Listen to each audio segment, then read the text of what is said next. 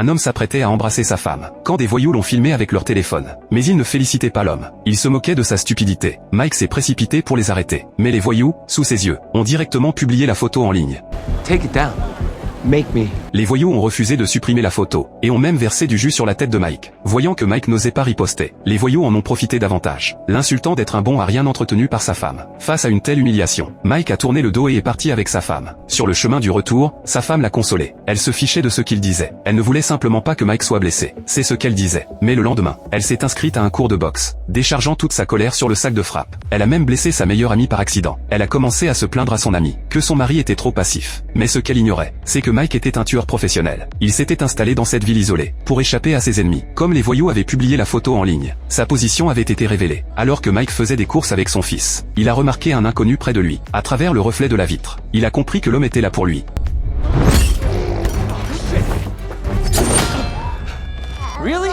Mike a protégé son fils d'une main, et apparaît l'attaque du tueur de l'autre. Malgré tout, le tueur n'était pas de taille face à Mike. Alors qu'il s'excusait auprès du gérant du supermarché, le tueur s'est relevé et a projeté Mike, manquant de blesser son fils. Cela a mis Mike en rage. Finalement il a vite quitté les lieux avec son fils, conscient que sa position était compromise. Mike s'est précipité chez lui. Un dérapage a stupéfié tous les voisins. Il est monté au 3e escalier, et a entaillé le mur à côté avec un couteau. Sous une pièce se cachait un bouton. Une légère pression a ouvert un compartiment secret. À l'intérieur il y avait 2 armes, ainsi que les passeports de la famille, et aussi 1 million en liquide. Mike devait partir immédiatement avec sa famille. Alors il a fait croire aux enfants qu'il partait en voyage. Sa femme était ravie en l'apprenant. Elle ne s'attendait pas à ce que son mari rigide soit si romantique. Bientôt toute la famille est partie en voiture. Mais en sortant du parking souterrain, Mike a remarqué une voiture noire au bord de la route. Quelqu'un à l'intérieur l'observait. Alors quand un bus est passé, Mike a vite changé de sortie.